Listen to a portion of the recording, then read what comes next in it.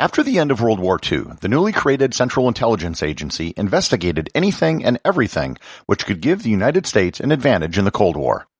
That included investigating UFOs and levitation, as well as creating exploding cigars for Fidel Castro. One such idea was mind control. Learn more about Project MK Ulta on this episode of Everything Everywhere Daily.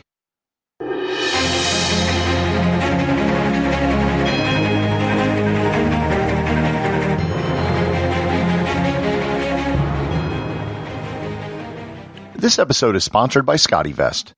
You don't have to be in the CIA or be a spy to want to keep the items you carry with you a secret. Simply not broadcasting out to the rest of the world what you're carrying is often the best form of security. If you don't want to flaunt your smartphone, tablet, or e-reader, you can carry and hide all of your equipment in your ScottyVest gear. You can get 15% off your next order by going to ScottyVest.com and using coupon code EVERYTHINGEVERYWHERE, all one word, at checkout. After the end of World War II, the Americans uncovered various Nazi experiments which were carried out at concentration camps.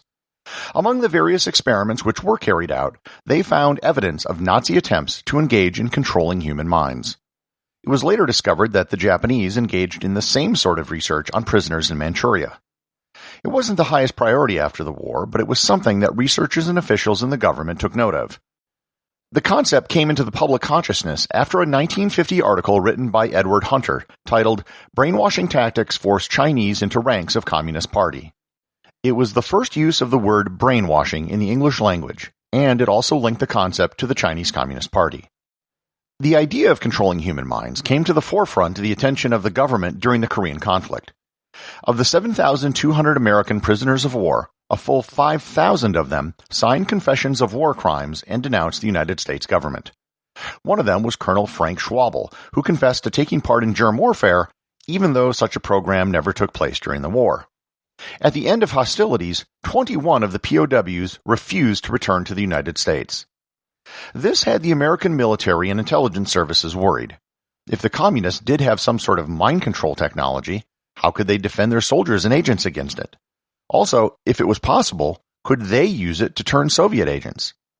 To investigate this, in 1953, the CIA, under the orders of Director Allen Dulles, created Project MK Ulta. The project would be a continuation of what they learned from captured German and Japanese documents from after the end of World War II. Their mission was an investigation into, quote, the use of biological and chemical materials in altering human behavior, unquote.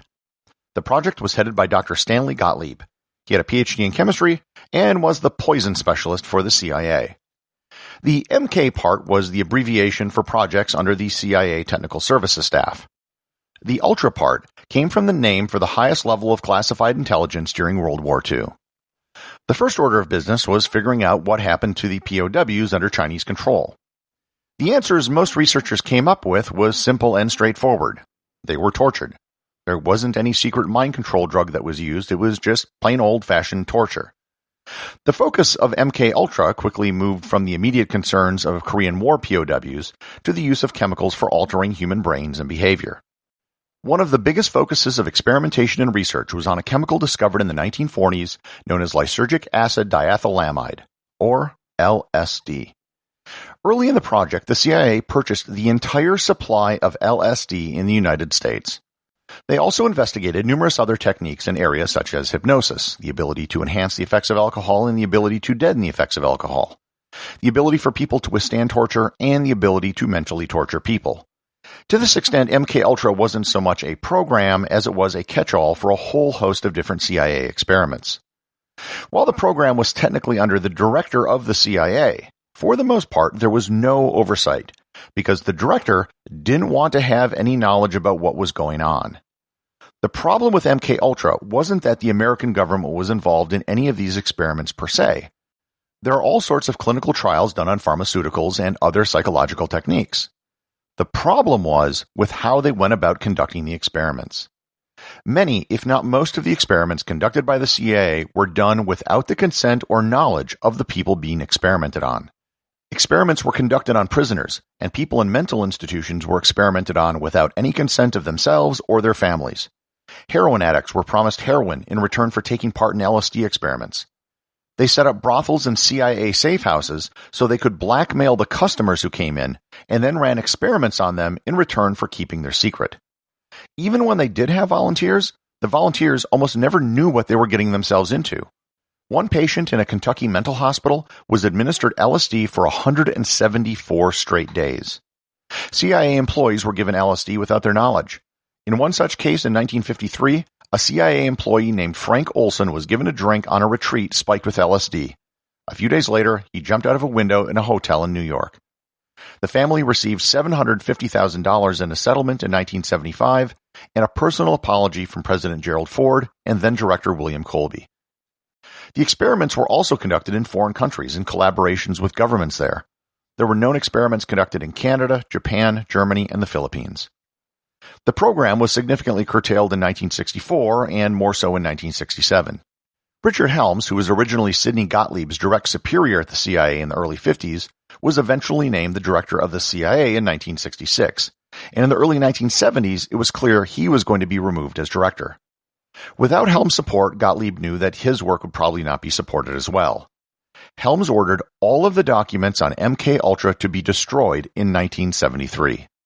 The MK Ultra program broke numerous laws, and even if some people might be sympathetic to the program on national security grounds, most people would consider that the use of Americans as guinea pigs without their knowledge or consent in drug experiments would be too much.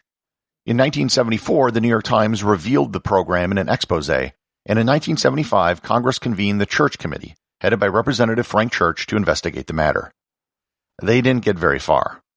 The vast majority of the documents were destroyed, and most of the people who were called in to testify had problems remembering specifics, including the director of the program, Sidney Gottlieb. In 1977, a trove of MK Ultra documents were discovered because they were filed incorrectly. They were mostly financial documents, but it underscored just how extensive the program was, far more so than was revealed in the 1975 congressional hearings. The sad thing is, after all the money and the experiments and unwitting victims, the CIA learned next to nothing. The fact that the CIA did in fact have a program that dealt with mind control has provided ammunition for conspiracy theorists for decades. Whenever someone's actions can't be explained or someone does something out of character, it can always be blamed on CIA mind control and MK Ultra. Films like The Manchurian Candidate, which used as inspiration the same stories of Korean War POWs, have cemented the idea into the public imagination that mind control is real. Gottlieb himself ultimately considered the program to have been a failure. He believed there were two parts to mind control. The first part was breaking down and destroying the mind. The second part was replacing it with something else. They became very good at the first part and made no advances at all on the latter. Executive producer of Everything Everywhere Daily is James Makkyla. The associate producer is Thor Thomsen. Remember to leave a 5-star review to get your review read on the show. They can be left at Apple Podcasts, Podcast Republic, or wherever you listen to the show. Also, you can help support the show over at Patreon.com. Patrons can get merchandise like t-shirts and hoodies, as well as having direct access to provide suggestions for future episodes.